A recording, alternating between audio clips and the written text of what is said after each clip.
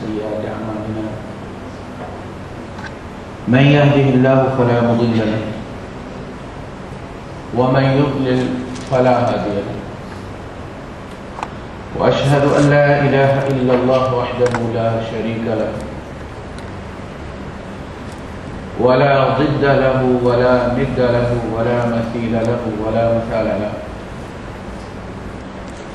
وأشهد أن سيدنا ومولانا ومعلمنا ومرشدنا ومخرجنا من الظلمات إلى النور محمدا عبده ورسوله اللهم صل وسلم على عبدك ورسولك محمد وعلى آله وأصحابه وأزواجه وذرياته وأهل بيته أجمعين أما بعد فأعوذ بالله السميع العليم من الشيطان الرجيم بسم الله الرحمن الرحيم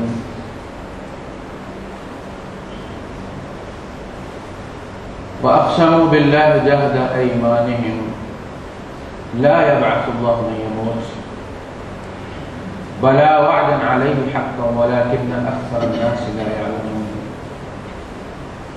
وقال تعالى وزعم الذين كفروا أن لن يبعثوا قل بلى وربي لتبعثن ثم لتنبؤن بما عملتم وذلك على الله يسير وقال تعالى الذي خلق الموت والحياة ليبلوكم أيكم أحسن عملا وهو العزيز الغفور صدق الله العظيم رب اشرح لي صدري ويسر لي أمري واحلل عقدة من لساني يفقهوا قولي آمين يا رب العالمين. قرآن حکیم اللہ پاک کی تقریروں کا مجموعہ ہے، اللہ پاک کے خطبوں کا مجموعہ ہے. اس کا انداز خطیبانہ ہے، یہ کوئی ہاتھوں سے لکھی ہوئی کتاب نہیں، لہذا اس کا انداز بھی تحریری نہیں ہے، تقریری. اور تقریر میں آپ کو معلوم ہے کہ ایک موضوع چنا جاتا ہے، اس موضوع پہ بات ہوتی ہے اور جو بھی مثالیں دی جاتی ہیں، جو بھی واقعات بیان کیے جاتے ہیں وہ اس موضوع سے متعلق ہوتے ہیں. اس موضوع کا جو مرکزی خیال ہوتا ہے اس تقریر کا، جو وہ اس کو ثابت کرتے ہیں، اس کو مضبوط کرتے ہیں، اس کو واضح کرتے ہیں. لہذا ہر صورت اللہ پاک کی ایک تقریر ہے، ایک خطبہ ہے، اس کا ایک مرکزی خیال ہے، ایک موضوع ہے، اور اس میں جو بھی مثالیں بیان کی گئی ہیں، سابقہ قوموں کے، سابقہ نبیوں کے جو واقعات بیان کیے گئے ہیں، وہ اس مرکزی خیال کو ثابت کرتے ہیں، اس کو مضبوط کرتے ہیں، اس کو قوی کرتے ہیں، اس کو واضح کرتے ہیں، جو اس تقریر کا موضوع. لہذا مختلف تقریروں میں اللہ پاک کی، میں نئے الفاظ استعمال کروں تاکہ ذرا بات آپ کی سمجھ میں آئے. ایک بات سنتے سنتے ذرا اتنی یوز ٹو ہو جاتی ہے کہ بات سمجھ نہیں لگتی. جگہ جگہ پہ اللہ پاک نے موسیٰ علیہ السلام کی اور حضرت نوح علیہ السلام کی اور عاد اور سمود اور قوم مدین اور ان کے واقعات بیان کیے. ایک بار بیان کر دینا کافی ہوتا. آپ نے کسی کتاب میں اس طرح کے واقعات بار بار دیکھیں. کوئی آدمی اپنی بایوگرافی لکھے اور ایک ہی واقعے کو بیان کرتا چلا جائے مختلف جگہ پہ، ہر 10 15 20 صفحات کے بعد وہی واقعہ بیان کرے، تو آپ اس کتاب کو اچھا کہیں گے؟ آپ کہیں گے اس کے پاس ذخیرہ ختم ہو گیا ہے، لہذا کتاب کو موٹا کرنے کے لیے یہ واقعات تو دوہرا ہے. اللہ پاک نے بار بار واقعات کو دہرایا ہے. ایک ہی واقعہ مختلف جگہ پہ، حضرت موسیٰ علیہ السلام کا جادوگروں کا واقعہ جس جگہ بھی آیا ہے مختلف صورتوں میں، ایک آدھ سورت چھوڑ کے پھر ریپیٹ ہوتا ہے. سورہ قصص ہے، سورہ شعراء ہے، سورہ نمل ہے، سورہ یونس ہے. بار بار ریپیٹ کرنا. جو تقریر، جو موضوع ہوتا ہے، مرکزی خیال اس صورت کا، اصل میں اس پورے واقعے میں سے اتنے حصے کو بیان کیا جاتا ہے جو اس موضوع کو واضح کر رہا ہو. لہذا یہ واقعات جو ہے یہ دہرائی نہیں ہے، ریپیٹیشن نہیں ہے، یہ اتنا حصہ صرف اللہ پاک بیان کرتا ہے جو اس جگہ واضح کرنا مقصود ہوتا ہے. کہیں باطل کی بے بسی ظاہر کرنا مقصود ہوتا ہے، کہیں اس کا وقتی طور پر غالب آ جانا واضح کیا جاتا ہے، کہیں ایمان کی وجہ سے جادوگروں کی سیرت کا تبدیل ہو جانا بیان کیا جاتا ہے کہ کلمہ تم بھی پڑھتے ہو، کلمہ انہوں نے بھی پڑھا تھا، فرق کیا ہے؟ ان کی جھٹپٹ دنیا بدلی ہو گئی ہے. چند آیتیں پہلے وہ دنیا طلب کر رہے ہیں، مائی باپ ہمیں بھی کچھ ملے گا اگر ہم جیت گئے. 3-4 آیتیں گزرتی ہیں، صرف ایک سجدہ وہ کرتے ہیں، ان کی دنیا تبدیل ہو جاتی ہے. کہتے ہیں ہاتھ پاؤں کاٹ کے سولی لٹکا دے، لا ضیر، ہمارا ذرا سا بھی نقصان نہیں. کیا ہو گیا؟ لہذا اگر آپ قرآن حکیم کا مطالعہ اس انداز میں کریں گے اور وہ تفسیریں جن میں ہر سورت کا مرکزی خیال پہلے بیان کیا گیا، ذرا وہ پڑھیں آپ. ایک تو وہ تفاسیر ہیں کہ ہر آیت کا اپنا ہی شان نزول ہے، ٹکڑوں میں بانٹ دیا گیا اس کو، وہ پورا ایک موضوع نہیں ہے، کوئی پوری اس کی، بس ہر آیت کا اپنا ہی ایک موضوع ہے، اس کے نیچے کچھ واقعات لکھے ہوں گے. بات اس طرح نہیں. قرآن حکیم اللہ پاک کا کلام ہے، اللہ پاک کی تقریر ہے، اللہ پاک کا خطبہ ہے، اللہ پاک کی تحریر نہیں ہے. یہ چونکہ اس کو کمپائل کیا گیا ہے، اکٹھا کیا گیا ان خطبوں کو، لہذا آپ اس کو کتاب کہتے ہیں. جس طرح تقی عثمانی صاحب کی تقریروں کا مجموعہ ہے اصلاحی خطبات. جب کہے گئے تھے تو وہ خطبے تھے، لیکن جب اب جمع کیے گئے تو اب وہ کتاب ہے. ذالک الکتاب لا ریب فیہ، اب یہ کتاب ہے. اللہ پاک آیت سے آیت آپ جب جوڑیں گے تو وہ بات آپ کے سامنے واضح ہوگی. میں آپ کو آج آپ کے سامنے رکھوں گا انشاءاللہ کس طرح اس کو مطالعہ اس کا کرنا ہے. یہ زندگی موت کیا ہے؟ روز بچے پیدا ہو رہے ہیں، روز بڑے مر رہے ہیں. یہ روز ہونے والا جو سب سے زیادہ میں سمجھتا ہوں جو کامن چیز ہے سب سے زیادہ دنیا میں، وہ جینا اور مرنا. ہر ملک کے اندر لوگ جیتے ہیں، زندہ ہو رہے ہیں، پیدا ہو رہے ہیں، اور ہر ملک کے اندر لوگ مر رہے ہیں. موت سے مفر نہیں ہے. ہم پاکستان سے ڈھو کر بندے کو لندن لے جاتے ہیں علاج کے لیے، لندن میں بھی دنیا مر رہی ہے. سرجن ہارٹ پیشنٹ کے اپنے والد صاحب ہارٹ اٹیک سے مر رہے ہیں. سب سے کامن چیز جو ہے وہ زندگی اور موت ہے. اسی کا فلسفہ، اسی کی حکمت. قرآن حکیم فلسفے نہیں بگاڑتا، اس لیے کہ فلسفہ غلط بھی ہوتا ہے. حکمت ہم اس کو کہتے ہیں. زندگی اور موت کی حکمت کیا ہے؟ زندگی تو ثابت ہے، چونکہ ہم زندہ ہیں لہذا ہم ثابت ہیں. سورج جب سامنے ہوتا ہے تو اس کی کوئی دلیل نہیں چاہیے ہوتی کہ سورج نکلا ہوا. البتہ موت کیا ہمارا اینڈ ہے؟ اور کیا کسی کہانی کا بھی ایسا اینڈ ہو؟ میں نے بار بار آپ کو کہا ہے تو وہ کہانی ہٹ ہوتی ہے کہ ہیرو جیل میں پڑا ہوا ہو، ویلن بادشاہ بنا ہوا ہو، اور کہانی ختم ہو جائے، ڈرامہ ختم ہو جائے، فلم ختم ہو جائے. ایسی فلم ہٹ ہو سکتی ہے جب تک ہیرو نہ ثابت ہو جائے. ویلن 3 گھنٹے بادشاہ بنا رہا ہے، لیکن جب تک آخر میں سے جوتے نہ پڑے فلم کا اینڈ نہیں ہوتا. یہ اینڈ اگر ہے کہ جس میں اسمگلر جو ہے وہ پاکستانی جھنڈے کے اندر لپیٹ کر دفنا دیے جاتے ہیں اور محب وطن جیلوں کے پیچھے مر جاتے ہیں، یہ زندگی کا اینڈ جو ہے، یہ مر جانا دی اینڈ ہے؟ نہیں. فرمایا الی المصیر، یہ دی اینڈ نہیں، اینڈ کوئی اور۔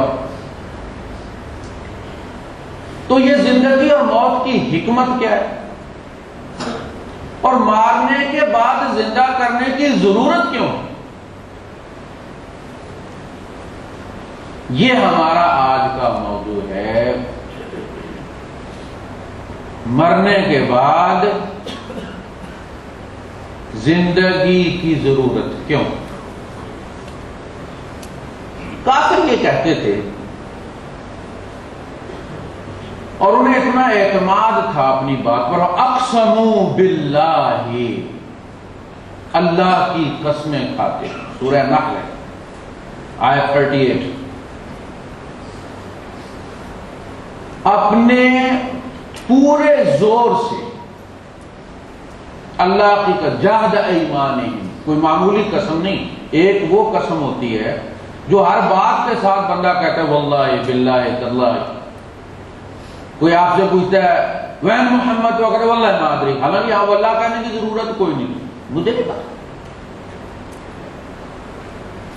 فلاں کہاں گیا ہے، آج چھٹی ہے، واللہ ما ادری۔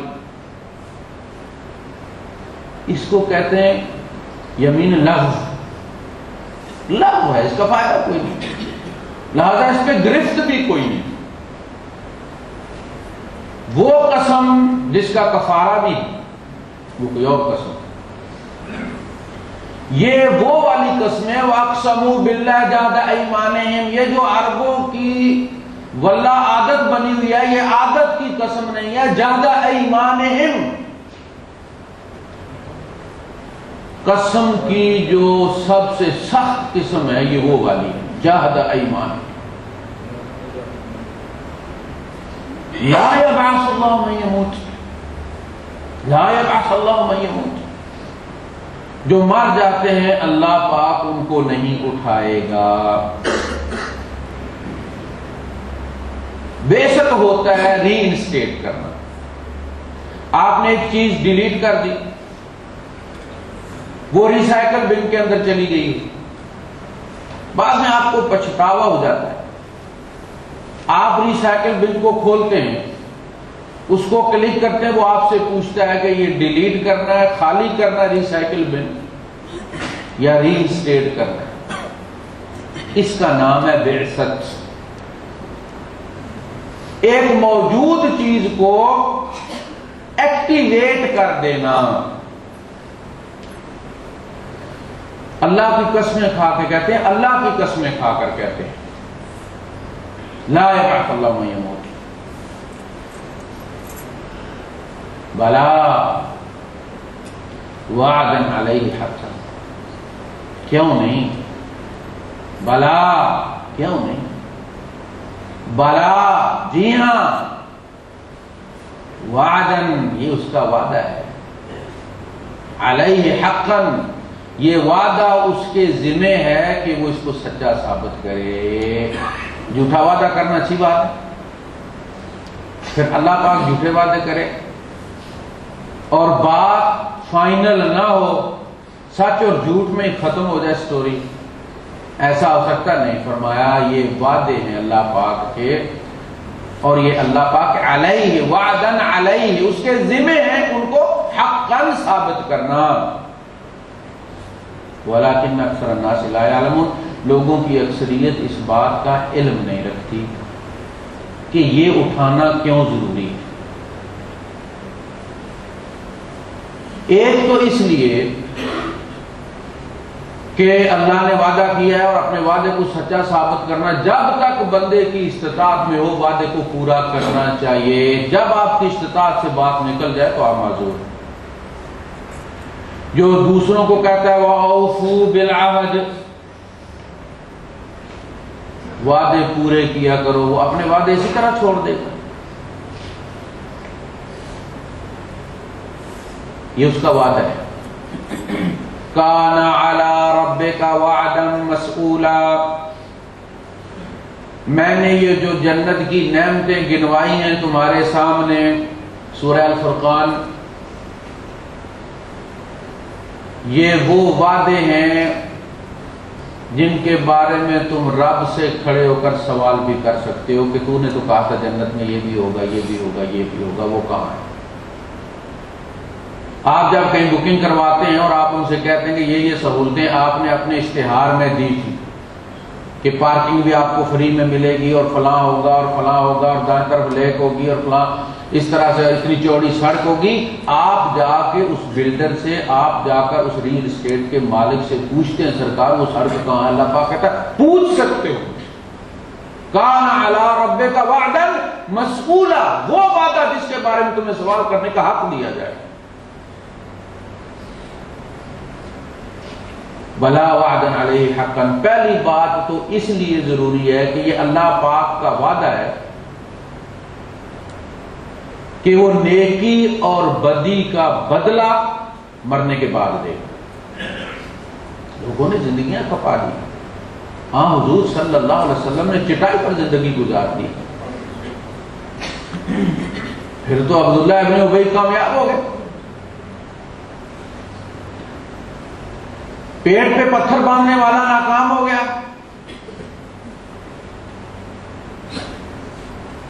ایسا نہیں، انما توفون اجورکم یوم القیامہ، وعدہ یہ ہے تم سے کہ تمہیں تمہاری مزدوری ملے گی قیامت کے دن. ٹھیکیدار سے آپ طے کرتے ہیں اتنا کام کرو گے اتنی قسط ملے گی، اتنا کام کرو گے اتنی قسط ملے گی، جس دن چھت ڈالو گے اتنے ملیں گے، جس دن چابیوں کو پکڑاؤ گے اتنے ملیں گے. اللہ پاک نے فرمایا جو مرضی کرو تمہیں قیامت کے دن ملے گا جو ملے گا. انما توفون اجورکم یوم القیامہ. کہا سرکار وہاں کون آئے گا؟ اس سے پہلی آیت میں فرمایا کل نفس ذائقۃ الموت، یہ تم فکر مت کرو میں سب کو مار لوں گا، مجھ سے کوئی نہیں بچ سکتا. اس کے بعد فرمایا وَإِنَّمَا تُوَفَّوْنَ أُجُورَكُمْ يَوْمَ الْقِيَامَةِ. تو ساری اجرتیں پینڈنگ میں پڑی ہوئی ہیں، حضرت آدم علیہ السلام سے لے کر آخری انسان تک وہ مزدوریاں دیے بغیر ڈیفالٹ بھی کلیئر کر دیا جائے گا. میرے پاس کچھ نہیں، وہ میرے وعدے تھے. تو رب نے جتنے وعدے کیے ہیں ان وعدوں کو پورا کرنے کے لیے دوبارہ ہمارا اٹھایا جانا ضروری ہے. اور کیوں ضروری ہے؟ لِیُبَیِّنَ، تاکہ اس بات کو واضح کیا جائے، کھولا جائے، اس کا تبیان کیا جائے، بات ڈھکی چھپی نہ رہے. کہانی شروع ہوتی ہے پتہ نہیں لگتا کون مجرم ہے، کبھی یہ مجرم بن کے سامنے آ جاتا ہے، آپ سوچتے ہیں یہ مجرم ہے، اچانک پتہ چلتا نہیں. اب وہ انٹروگیٹ کرنے والے جو ہے وہ جو انویسٹیگیشن کرنے والے ہیں انہوں نے کسی اور کی طرف اب اشارہ، کہانی کے آخر کے 5 10 15 صفحوں میں جا کے کلیئر ہوتا ہے کہ اصل میں مجرم کون تھا اور حالات کدھر جا رہے تھے. فرمایا یہ اس لیے، پہلی تو اس لیے ضروری ہے کہ یہ اللہ کا وعدہ ہے اور اس کو اپنا وعدہ پورا کرنا، دوسروں کو کہتا ہے خود بھی باتیں پورے کرے گا. لِيُبَيِّنَ لَهُمُ الَّذِي يَخْتَلِفُونَ فِيهِ، تاکہ جن معاملات میں اختلاف ہے ان کا فیصلہ کیا جائے، بات کو کھولا جائے. غلط کون تھا؟ ابو جہل غلط تھے یا حمزہ غلط تھے؟ تاکہ بیان اختلاف کے ساتھ ہی بات چھوڑ دی جائے، خلط ملط کی بات رہ جائے تو یہ تو این آر او ہو گیا. اللہ کے یہاں کوئی لِيُبَيِّنَ لَهُمُ الَّذِي يَخْتَلِفُونَ فِيهِ، تاکہ جن معاملات میں قومیں اختلاف کرتی آئی ہیں اس کا تبیان ہوگا قیامت کے دن میں. فرعون اور موسیٰ علیہ السلام کا فیصلہ ہوگا، نمرود اور ابراہیم علیہ السلام کا فیصلہ ہوگا، حضور اور ابو جہل کا فیصلہ ہوگا، ساری قوموں کا تبیان وہاں ہوگا. لِيُبَيِّنَ لَهُمُ الَّذِي يَخْتَلِفُونَ فِيهِ وَلِيَعْلَمَ الَّذِينَ كَفَرُوا، اور یہ اس لیے بھی تمہارا دوبارہ اٹھایا جانا ضروری ہے تاکہ کافروں کو یہ پتہ چل جائے وَلِيَعْلَمَ الَّذِينَ كَفَرُوا أَنَّهُمْ كَانُوا كَاذِبِينَ، وہ جھوٹ کہتے رہے، محمد نہیں کہتے صلی اللہ علیہ وسلم، حضور کو جھوٹا کہتے۔ فرمایا نہیں، یہ ضروری ہے تاکہ کافروں کو پتا چلے انہم کانوا کاذبین، وہ جھوٹے تھے، وہ کاذب تھے کہ نہیں اٹھیں گے، کوئی حساب کتاب نہیں ہونا، کوئی جنت جہنم نہیں۔ اس کا فیصلہ ہونا بہت ضروری ہے کہ سچا کون تھا، جھوٹا کون تھا۔ یہ دوبارہ اٹھایا جانا اس لیے بھی ضروری، پہلی بات اس لیے کہ اللہ کا وعدہ ہے، اس کا پورا ہونا ضروری ہے۔ دوسری بات اس لیے کہ کافروں کو یہ پتہ چل جائے کہ کہتے وہ دوسروں کو جھوٹا تھے لیکن وہ سچے تھے اور یہ جھوٹے تھے۔ وَلِيَعْلَمَ الَّذِينَ كَفَرُوا أَنَّهُمْ كَانُوا كَاذِبِينَ۔ دو، جب یہ عقلی طور پر، منطقی طور پر یہ ثابت ہو گیا کہ دوبارہ اٹھایا جانا ضروری تاکہ اللہ کے وعدے بھی پورے ہوں، جن کی مزدوریاں پینڈنگ میں پڑی ہوئی ہیں ان کو اس کا اجر ملے، جن کی سزا پینڈنگ میں پڑی ہوئی، ایک آدمی ہے اس کے ایک فیصلے سے ملینز مارے گئے، آپ اس کو، پہلی تو یہ بات ہے کہ اس کو پکڑنا ہی بہت مشکل، ایک آدمی اس لیے کوئی چند ورق جلا دے قرآن حکیم کے کہ کہیں کسی کے پاؤں کے نیچے نہ آ جائیں، ادب سے ان کو جلانا جائز ہے۔ سب سے پہلے حضرت عثمان غنی رضی اللہ تعالیٰ نے جلائے تھے۔ سرکاری قرآن کے علاوہ جو لوگوں نے اپنے لکھے ہوئے تھے قرآن مجید، وہ سارے اکٹھے کر کے ان کو جلا دیا گیا تھا۔ ایک سرکاری نسخہ تمام جو گورنر تھے ان کو بھیجا گیا تھا کہ اس نسخے سے قرآن تیار کروا کے لوگوں کو دیے جائیں، ان کے قرآن لے کر جلا دیے جائیں۔ وہ جلانا احترام کی وجہ سے ہے، حرمت کی وجہ سے نہیں، تاکہ وہ یعنی اس کے بے حرمتی کرنے کے لیے نہیں ہے، وہ اس لیے جلایا گیا لوگوں کے پاؤں کے نیچے۔ اگر کوئی آدمی اس لیے اکٹھے کر کے ان کو جلا رہا ہے، خاک اس کی دبا دیتا ہے، پانی میں بہا دیتا ہے، سمندر میں پھینک دیتا ہے، احترام کی وجہ سے کہ کسی کے پاؤں کے نیچے نہ آئے، یہ جائز ہے، شریعت اس کی اجازت دیتی ہے۔ حضرت عثمان غنی رضی اللہ تعالیٰ نے جلائے۔ لوگ جائل شور مچا دیتے ہیں جی قرآن جلا رہا تھا، پکڑ لیا گیا، سزا ہو گئی، راجی سزا موت دوش۔ پہلے تو یہ بات لوگ ہی مار دیتے، پھر یہ کہ عدالت سزا دے دیتی ہے۔ یہ ایک ورق جلانے والے جو لال مسجد کی بھری ہوئی الماریاں جلا دے اور دوسرے دن گٹر لائنوں سے قرآن ملے، اس کو پوچھنے والا کوئی نہیں، نہ کوئی عدالت پوچھتی ہے اس کو، وہ بے حرمتی کوئی نہیں ہوئی۔ جج اس وقت مرے ہوئے تھے، سوئے ہوئے تھے، لوگ سامنے اٹھا اٹھا کے گٹر لائنوں سے، باہر نالیوں سے قرآن آدھے جلے ہوئے آدھے دکھا رہے تھے۔ ایک آدھ بندہ مار دے تو سزا 3,500-4,000 مار دے، جلا دے ان کو، کوئی پوچھنے والا نہیں۔ اب اگر آپ اس بندے کو پکڑ بھی لیں، سزائے موت بھی دے لیں، تو ایک جان کا بدلہ ایک جان ہے نا، اس نے تو ہزاروں مروائے ہوئے، اور وہ جو خنزیر وہاں بیٹھا ہوا ہے اس نے تو ملینز کے حساب سے مروائے ہوئے ہیں۔ اس کو آپ پکڑ بھی لیں، سزا بھی دے لیں، تو کیا ایک دفعہ لٹکا دینا کافی ہے؟ کوئی دن ایسا ہونا چاہیے اسے بار بار مارا جائے، زندہ کیا جائے، مارا جائے، زندہ کیا جائے، مارا جائے، زندہ کیا جائے، مارا جائے، زندہ کیا جائے۔ عقل تقاضا کرتی ہے، ضمیر تقاضا کرتا ہے، دل آپ کا کہتا ہے کہ نہیں ایسا دن ہونا چاہیے۔ جب آپ کا ضمیر اس کا تقاضا کرتا ہے، قرآن آپ کو کہتا ہے ایسا دن ہوگا لا یموت فیہا ولا یحیا، تو فکر مت کرو۔ کلما نضجت جلودہم بدلناہم جلودا غیرہا، ایک دفعہ چمڑی جل جائے گی میں نہیں چڑھا دوں گا، ایک سیکنڈ کے اندر 70 بار جلے گی، 70 بار نہیں بنے گی۔ دیکھنے والے کو یہی پتا چلے گا کہ یہ اپنی جگہ پہ موجود ہے۔ ایک سیکنڈ میں 16 بار آپ موو کریں تصویر کو تو پتا چلتا ہے کہ وہ حرکت کر رہی ہے، درمیان میں گیپ کوئی نہیں ہوتا۔ 1 سیکنڈ میں صرف 16 بار اگر آپ یہ جو فلمیں چلتی ہیں وہ تصویر 1 سیکنڈ میں 16 تصویریں چلی جاتی ہیں، وہ آپ کو موو کرتا ہوا مکہ مارتا ہوا نظر آتا ہے. آپ اس کا رول کھول کے دیکھیں تو وہ بڑا سلو موشن میں وہ نظر آتا ہے مکہ تصویروں میں، لیکن چونکہ وہ 1 سیکنڈ میں 16 تصویریں چل جاتی ہیں لہذا وہ آپ کو کوئی اس میں گیپ نظر نہیں آتا. اور جو 1 سیکنڈ میں 70 بار بنے گی دیکھنے والا سمجھے گا کہ اسی طرح ہے. یہ پوچھو اس کو جس کی جل رہی ہے اور بن رہی ہے.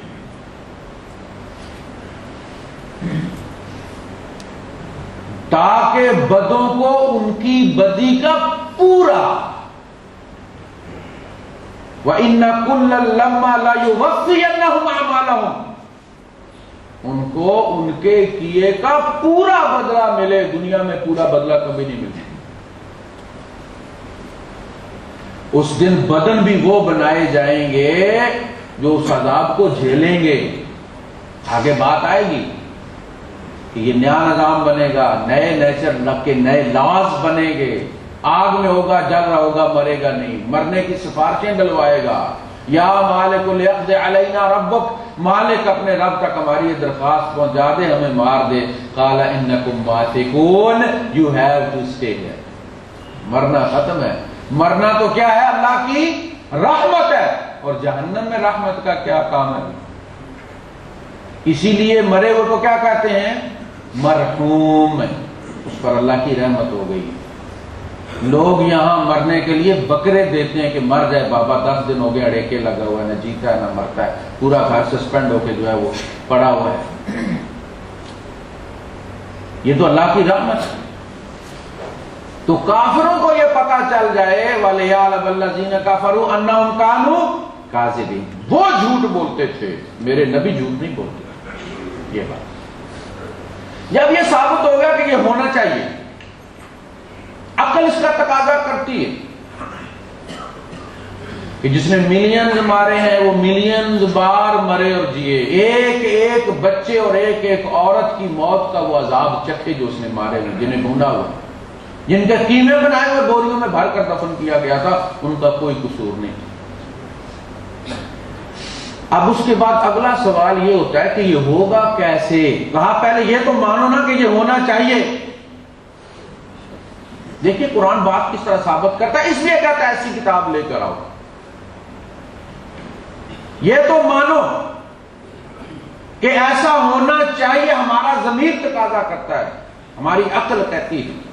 اسی لیے حق کس کو کہتے ہیں؟ جو عقلاً ثابت ہو. فرمایا اب آؤ آگے کہ یہ ہوگا کیسے. انما قولنا لشیء اذا اردناہ، جب ہم کسی چیز کا ارادہ کر لیں تو اس چیز کے لیے ہمارا کہنا کن ہوتا ہے. ہم صرف کن کہتے ہیں، فَيَكُونُ تو وہ ہوا ہوتا ہے. ہماری کن ختم ہونے سے پہلے اس لیے کہا گیا ہے امرہ بین کاف و نون. کاف اور نون مل کر کن بنتا ہے، 2 ہی آتا ہے نا، کاف نون، کاف کے اوپر پیش کن.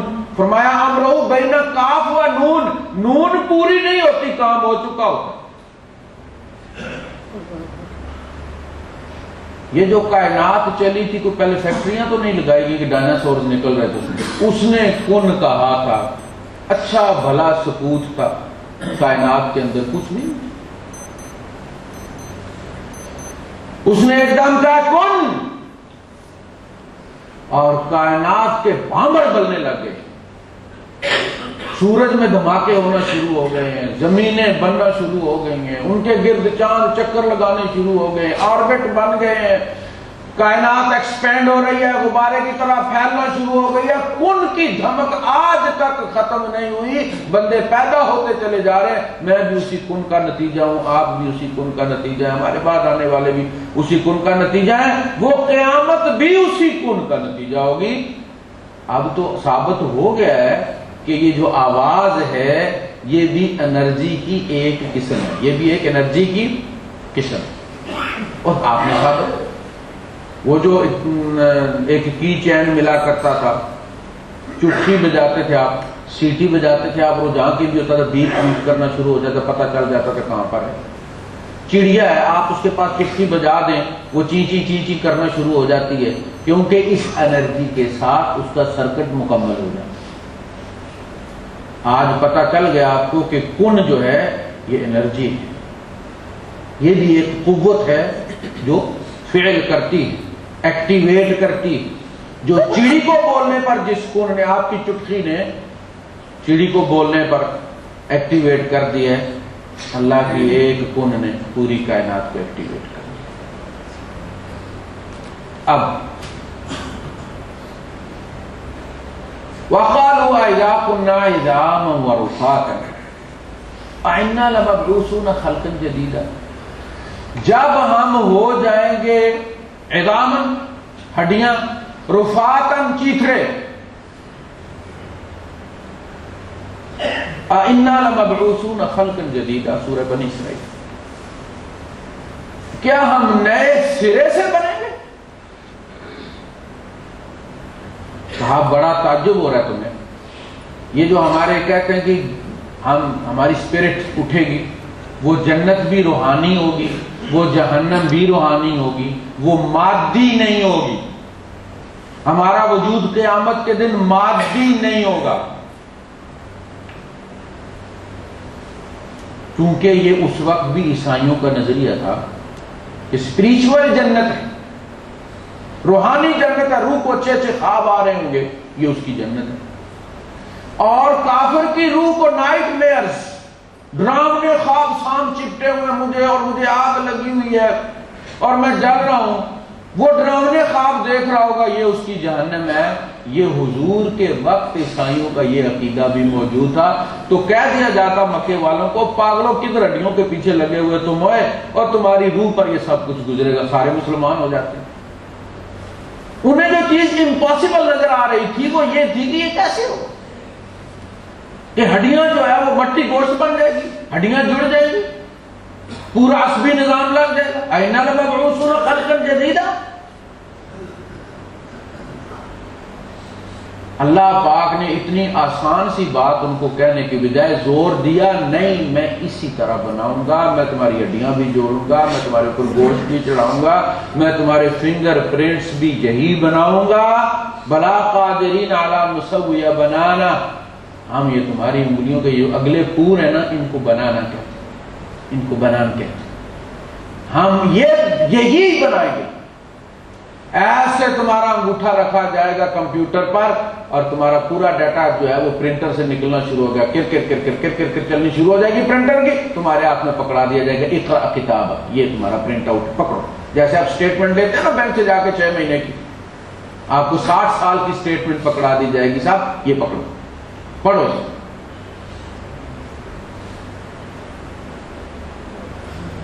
کہا قل کونوا حجارۃ، اے نبی ان سے کہو کہ تم ریت کا رونا کیوں ڈھوتے ہو؟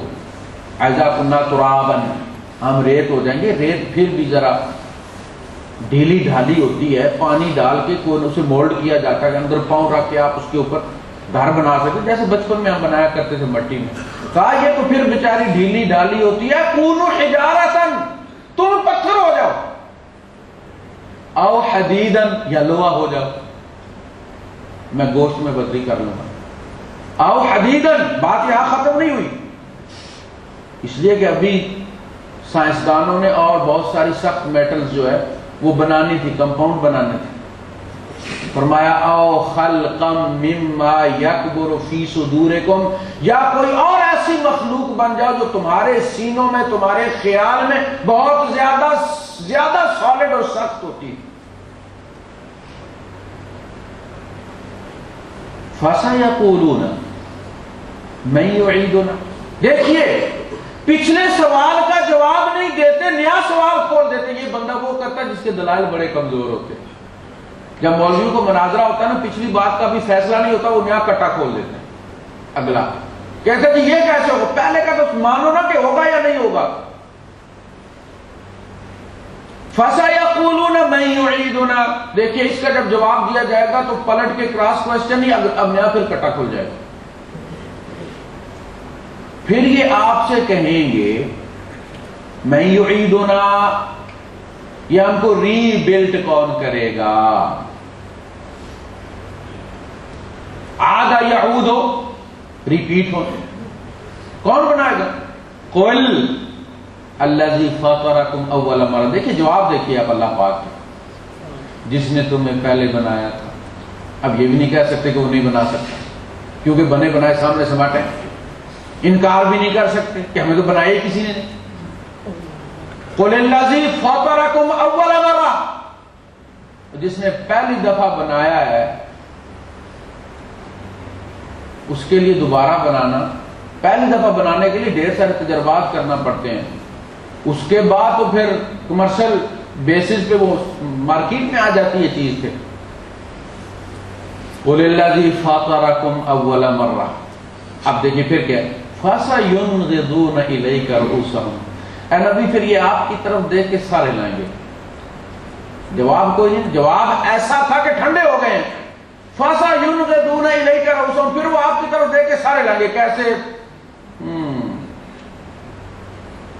مَتَاهُ فَسَيُنْغِضُونَ إِلَيْكَ رُؤُوسَهُمْ وَيَقُولُونَ مَتَاهُ، سرکار یہ ہوگا کب؟ یہ ہوگا کب؟ اس کا مطلب یہ ہے کہ پچھلی چیزیں تسلیم کرتے آ رہے ہیں، اب یہاں پہنچ گئے ہیں کہ جس نے پہلے بنایا تھا وہ دوبارہ بھی بنا سکتا ہے۔ اب مسئلہ ٹائم فریم کا ہے، ہمیں وقت بتا دو کہ یہ کب ہوگا۔ قُلْ عَسَىٰ أَن يَكُونَ قَرِيبًا، نبی سے کہہ دو کہ ہو سکتا ہے یہ قریب، یہ قریب ہو۔ اور جب یہ اٹھائے جائیں گے تو ایک دوسرے سے سوال کریں گے، اللہ پاک ان سے سوال کرے گا۔ کم لبثتم فی الارض عدد السنین، کتنا رہ کر آئے ہو زمین میں سالوں کے حساب سے بتاؤ، گھنٹوں کے حساب سے نہیں، دنوں کے حساب سے نہیں، ذرا لمبا ہو جائے گا، تم بیچارے کمزور ہو، سالوں کا حساب بتا دو، سالوں کا تو پتہ ہوتا ہے۔ کم لبثتم فی الارض عدد السنین، سورہ الفرقان۔ اللہ پاک تو سالوں کی بات کرتا ہے، قالوا لبثنا یوما، ہم ایک دن رہے۔ اب پوچھتے ہیں نا متاہ، وہ کب ہوگا؟ اس وقت اللہ پاک پوچھے گا سناؤ کتنا رہ کر آئے ہو زمین میں، صدیاں رہ کر آئے ہو۔ آدم علیہ السلام سے لے کر اس وقت تک انسانوں پر کتنا ٹائم گزرا، ہزاروں سال گزر گئے۔ اس وقت کیا کہیں گے؟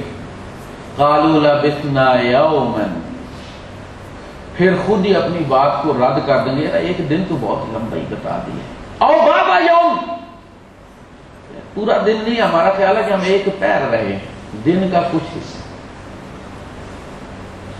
اور اتنا یقین ہے اپنی بات پر، اللہ پاک کو کہہ رہے ہیں فَاسْأَلِ الْعَادِّينَ، اللہ پاک تو اپنے گنتی کرنے والے کو اپنے اکاؤنٹنٹ سے پوچھ لے ہم کتنا رہ کر آئے، اندازہ کریں آپ۔ بندے کو جب بے ہوش کیا جاتا ہے 9 گھنٹے کا آپریشن ہوتا ہے، اور جب ہوش میں آتا ہے تو پوچھتا ہے آپریشن کدو کرنا جی؟ کہتے سرکار آپریشن کر لیا، ہمیں جو نکالنا تھا نکال لیا، وہ ڈھیر لگا ہوا ہے۔ ابھی پوچھتا ہے کہ کب ہوگا آپریشن، کب ہوگا؟ ابھی اسے یہ پتہ نہیں بھیجا ہی لینے آیا کہ نہیں بھیجا۔ اٹھیں گے کتنے سال رہ کر آئے، اس وقت تو تمہیں بہت لمبا لگتا تھا نا، کتنے رہ کر آئے ہو؟ قالوا لبثنا یوما او بعض یوم، ایک دن یا دن کچھ زیادہ ہی بتا دیا ہم نے، دن کا کچھ حصہ۔ جو آدمی عصر کو مرے گا وہ دیکھے گا ٹائم تو کہے گا عصر سے مغرب تک رہا ہوں، جو زور کو مرے گا وہ سمجھے گا زور سے عصر تک رہا ہوں۔ کیوں؟ چونکہ اللہ پاک نے فرمایا تھا قُلْ عَسَىٰ أَن يَكُونَ قَرِيبًا، وہ شاید قریب ہی ہو، ان سے کنفرم کروایا جائے گا کہ تمہیں قریب لگ رہا ہے کہ نہیں لگ رہا۔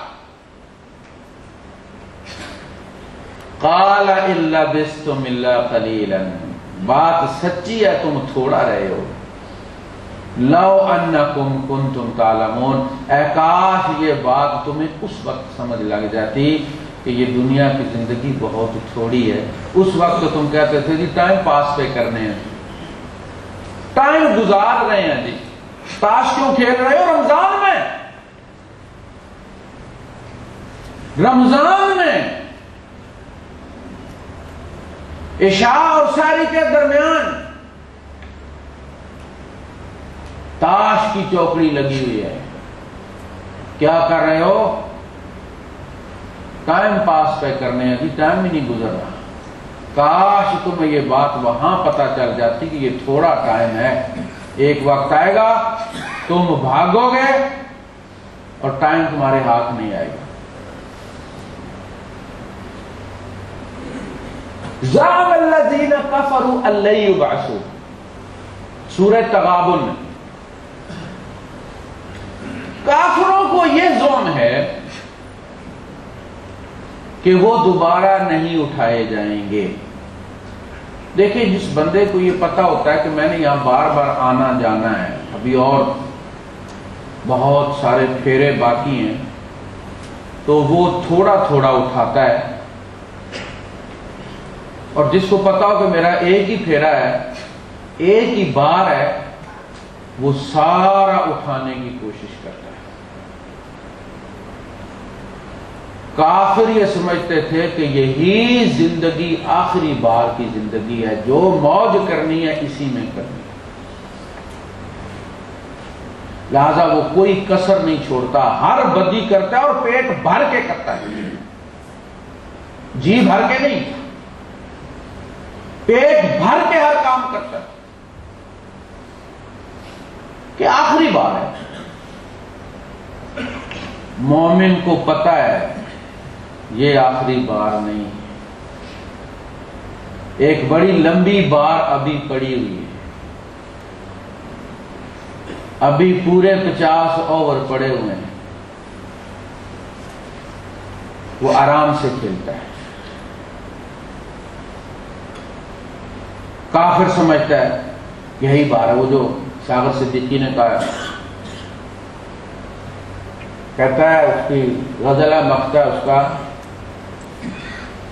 وقت کی عمر کیا بڑی ہوگی، ایک تیرے وصل کی گھڑی ہوگی۔ کہتا ہے عدم کے مسافروں ہوشیار، راہ میں زندگی کھڑی ہوگی۔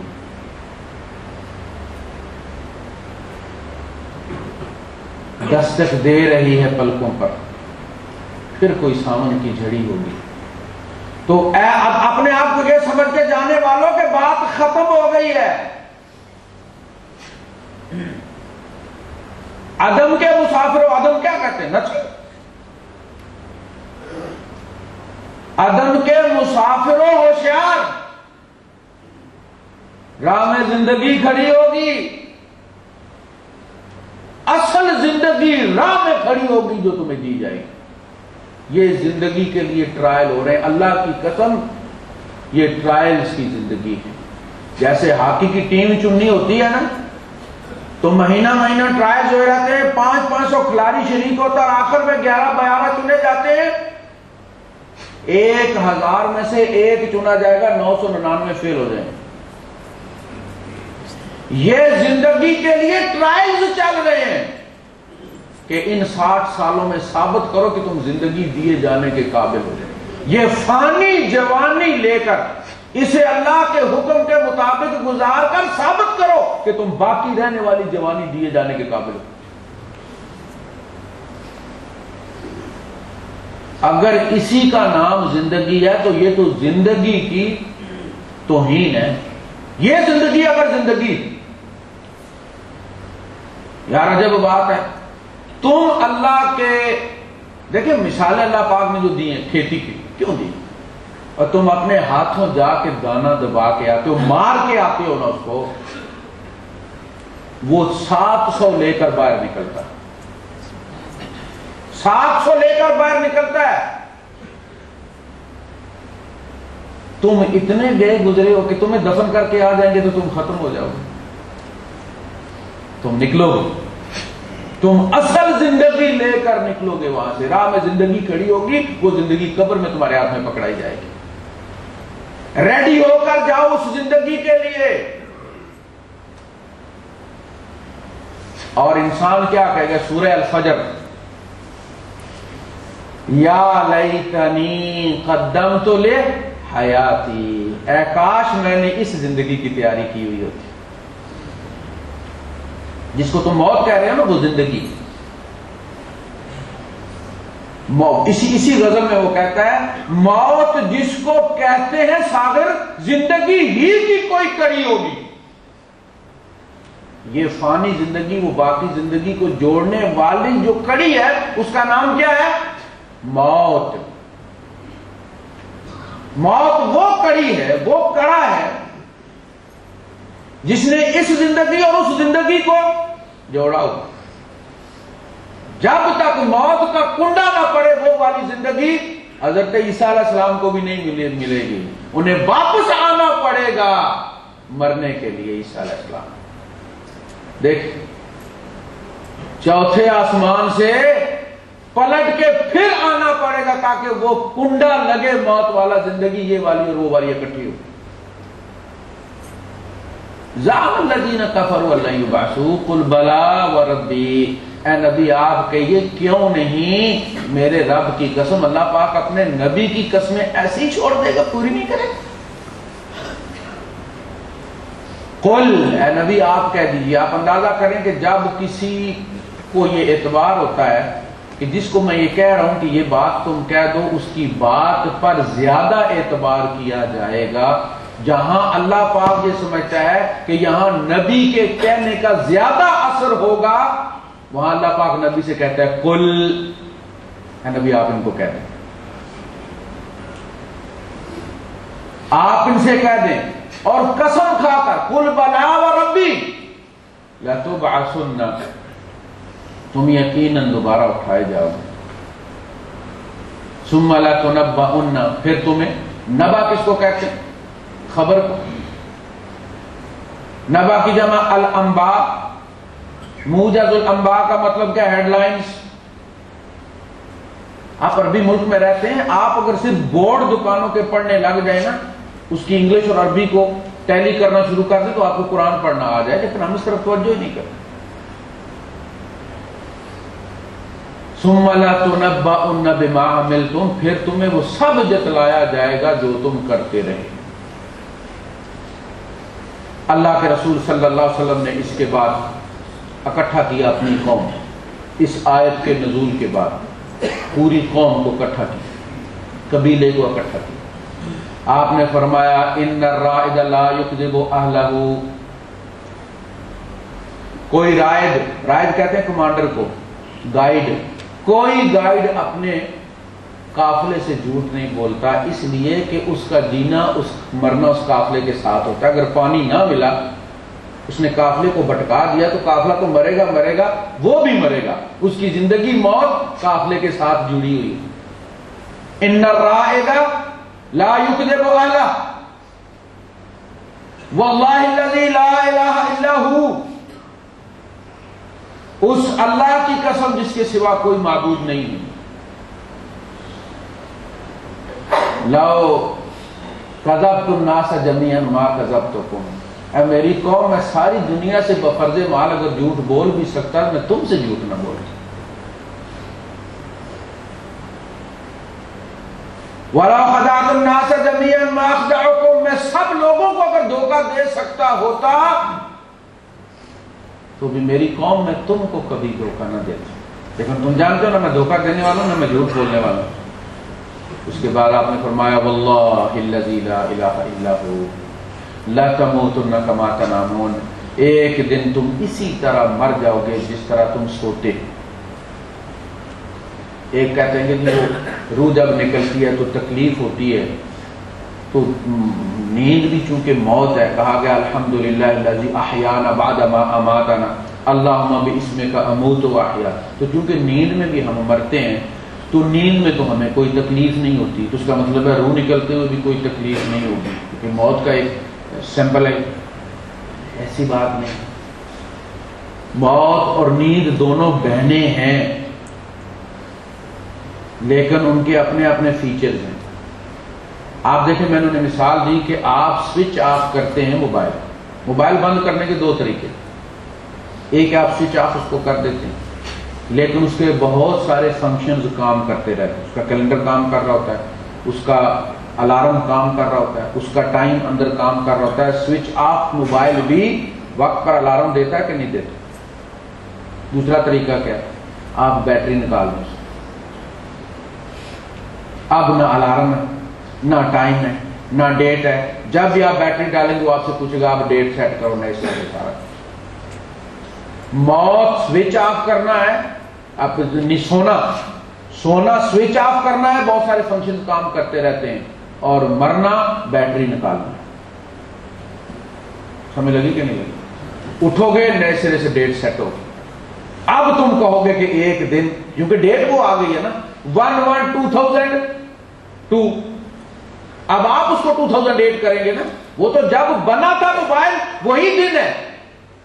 پہلا دن جس دن مارکیٹ میں آیا تھا، آن ہوا تھا، ہمیشہ اس پہ وہ ڈیٹ آئے گی. آپ نے ڈیٹ سیٹ کرنی ہے جب تم مر کے اٹھو گے تمہیں وہی ڈیٹ نظر آئے گی جس دن تم پیدا ہوئے تھے. آگے پیچھے سے پوچھتے پھرو گے کتنا کام، یہ پرنٹ آؤٹ پڑھو، اسٹیٹمنٹ پڑھو، سرکار تم کہاں کا جاتے تھے گرمیوں میں، یہ کیا کہتی ہے تمہیں، یہ تمہاری صحیح ڈیٹ سیٹ کرے گی. اقرا کتابک کفا بنفسک الیوم علیک حسیبا ثم لا تنبؤن بما عملتم وذلک علی اللہ یسیر. تمہیں یہ مشکل کام لگتا ہے، اللہ کے لیے یہ بڑا آسان کام. ہم نے ایک جھڑکی دے، انما ہی زجرۃ واحدہ فاذا هم بالساہرہ. ساہرہ کہتے ہیں، سحر کہتے ہیں جاگنا، سحرۃ اللیل کہتے ہیں جگراتا، پوری پوری رات ڈرامے دیکھتے رہنا. رمضان میں لوگ دیکھتے ہیں، سیریز چلتی ہیں باقاعدہ، سیریل ڈراموں رمضان میں عربی سیریز چلتی ہیں، ساری رات عربی جاگتے ہیں، 2 بجے کھا کے سو جاتے، پتہ نہیں فجر بھی پڑی جاتی ہے کہ نہیں پڑی جاتی. رمضان میں یہ معمول ہو. سحرۃ اللیل جگراتا. فَإِنَّمَا هِيَ زَجْرَةٌ وَاحِدَةٌ فَإِذَا هُمْ بِالسَّاهِرَةِ. ایک جھڑکی ہوگی، جس طرح ماں جھڑکتی ہے بچے کو اور ایک دم اٹھ کے وہ بیٹھ جاتا ہے، اسی طرح فَإِذَا هُمْ بِالسَّاهِرَةِ تم سروں سے مٹی جھاڑتے ہوئے باہر نکلو. آپ کہیں بہت سارے لوگ تو گنجے ہو جاتے ہیں، مٹی کیسے جھاڑتے ہوئے نکلیں گے؟ بالوں سمیت نکلیں گے، جو بال ان کے جھڑ گئے ہوئے ہیں وہ ساتھ نکلیں گے. ختنے کا گوشت جو کٹا ہوا وہ ساتھ لگا ہوا ہوگا، غیر مختون.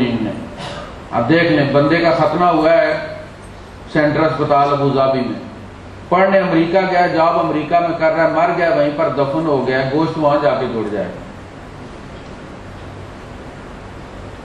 وَذَلِكَ عَلَى اللَّهِ يَسِيرٌ. یہ اللہ پر بڑا آسان ہے. تو یہ جو زندگی چند دن کی ہمیں ملی ہے، جس میں ہمارے ٹرائلز ہو رہے ہیں کہ ہم زندگی کے قابل ہیں یا نہیں، یہ سوچیں، یہ قدم قدم پر ہمارا امتحان ہے. بچے کو تو ہم سکھ کا سانس نہیں لینے دیتے، اور تیرے امتحان ہے، کارٹونوں سے گھسیٹ کے اسے ایک طرف لے جاتے ہیں. نہ اسے اخبار پڑھنے دیتے، اخبار اس کی بین ہو جاتی ہے امتحانوں کے دنوں میں کہ تیرے امتحان ہے. اور تیرا بھی کوئی بندیا امتحان ہے کہ کوئی نہیں. بچہ اگر پلٹ کے پوچھ لے کہ بابا تیرا بھی کوئی امتحان ہے یا نہیں. ابراہیم بن ادھم بادشاہ تھے بدخشاں کے، شکار کے لیے نکلے تو یہ تو شکار کرتے تھے، ان کے لیے بستر تیار کیا جاتا تھا وہاں. تو لونڈی جو بستر تیار کرنے والی تھی 2-3 تہیں جمانے کے بعد پھول اوپر ڈالتی تھی پھر یہ آ کے، تو وہ چیک کرنے کے لیے کہ بستر کی فلیکسیبلٹی صحیح ہے، نرم صحیح ہے، وہ چیک کرنے کے لیے لیٹی تو نرم تھا، ہوا ٹھنڈی چل رہی تھی، سو گئی. ابراہیم بن ادم آ گئے، دیکھا لونڈی بستر پر سوئی ہوئی ہے، انہوں نے چابک لے لیا، مار رہے، وہ چیختے رہے، مارتے رہے. تھوڑی دیر کے بعد اس نے ہنسنا شروع کر دیا، ہسٹیریا جیسے ہو جاتا ہے، کہہ کے لگانے لگی. تو نے بڑا تعجب ہوا، کہا بھی تمہیں کیا ہو؟ کہنے لگی ابراہیم میں تو ایک گھڑی اس پر بستر پر سوئی ہوں، میری چمڑی اتر گئی ہے، اور تیری تو زندگی گزر گئی ہے اس بستر پر، تیرے ساتھ کیا ہوگا؟ پلٹ کے بدخشاں واپس نہیں گئے، بادشاہی چھوڑ دیے، کسی کو بھیج دیا ہے، خود اللہ اللہ کرنے لگ گئے ہیں. مسئلہ یہ ہے کہ تیرا بھی امتحان ہے بندیا کہ کوئی نہیں. وآخر دعوانا الحمدللہ رب العالمین.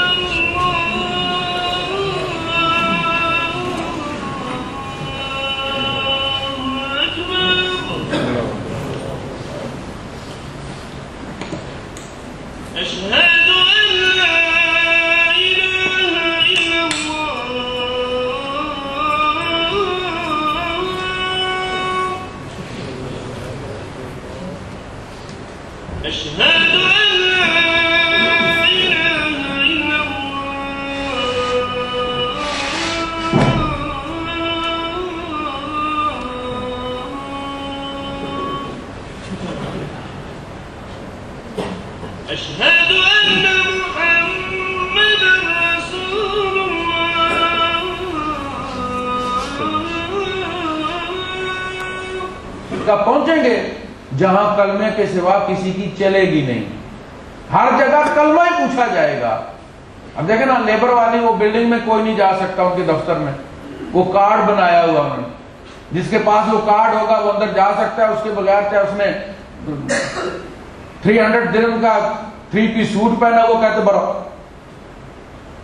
اسی طرح ایک جگہ وہ آئے گی کلمے والا آگے جا سکے گا, بڑے سے بڑا بادشاہ دکھا دے گا پیچھے کارڈ ہے, شہادہ کارڈ موجود ہے, لا الہ الا اللہ محمد رسول اللہ موجود ہے, فضل.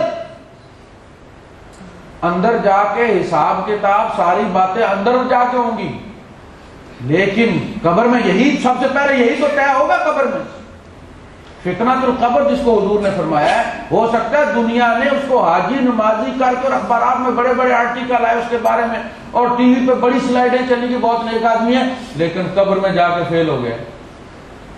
پاکستان میں 30 سال سروس کرنے والے ڈاکٹر یہاں آ کے ایویلویشن ٹیسٹ کے اندر فیل ہو جاتے ہیں. وہ جو نیا نکل کے آتا ہے جن میں تھیوریز اس کو یاد ہوتی ہیں وہ اکثر جلدی پاس ہو جاتے ہیں 99%. وہ جو تجربے کار ہوتے ہیں لیڈی ریڈنگ اسپتال والے وہ فیل ہو جاتے ہیں, ان کے پاس تجربہ آتا ہے, تھیوریز بھول چکے ہوتے ہیں. تو صاحب قبر میں نئے سرے سے ٹیسٹ ہوگا, ثابت کرو. کسی کے پاس سے کلرڈ فوٹو کاپی نکلے گی بہت خوبصورت, اصلی والا نہیں ہوگا. سب سے پہلی منزل دنیا کی آخری منزل, آخرت کی سب سے پہلی منزل, سب سے پہلے آپ کا بورڈنگ کارڈ وہاں چیک ہوگا, تم کس لیول کے ہو. کلمہ ثابت ہوگا, اگلے دروازے کھل جائیں گے, لاؤنج میں بھیج دیا جائے گا, جنت کی کھڑکی کھول دی جائے گی. فرمایا حور آئے گی, اس کے گلے میں خوبصورت ہار ہوگا, بندے کا ہاتھ, بندہ بے ساختہ ہو کے ہاتھ بڑھائے گا, ہاتھ لگے گا, ہار ٹوٹ جائے گا, موتی بکھر جائیں گے, وہ ساری کر کے چننا شروع کرے گا, دونوں چن رہے ہوں گے کہ قیامت آ جائے گی. یہ ہے قبر, لیکن مومن کے لیے. وآخر دعوانا الحمدللہ.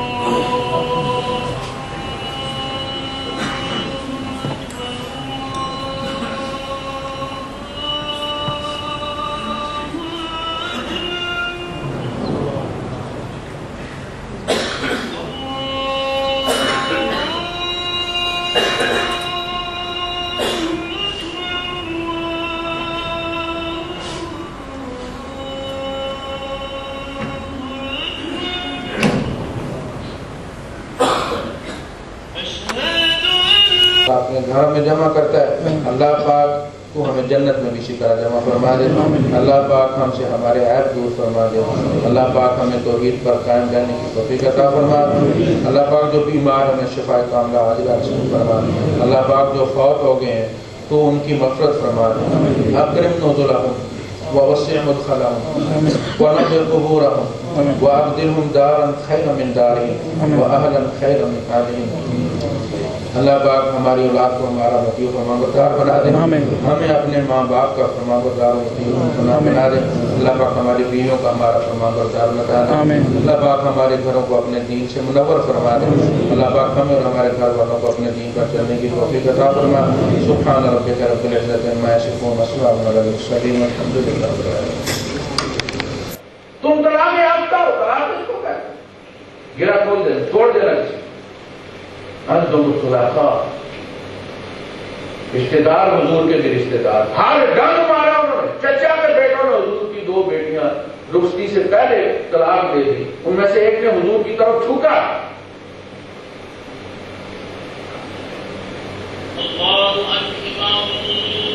حضور نے پھر بھی معاف کیا. وآخر دعوانا الحمدللہ رب العالمین.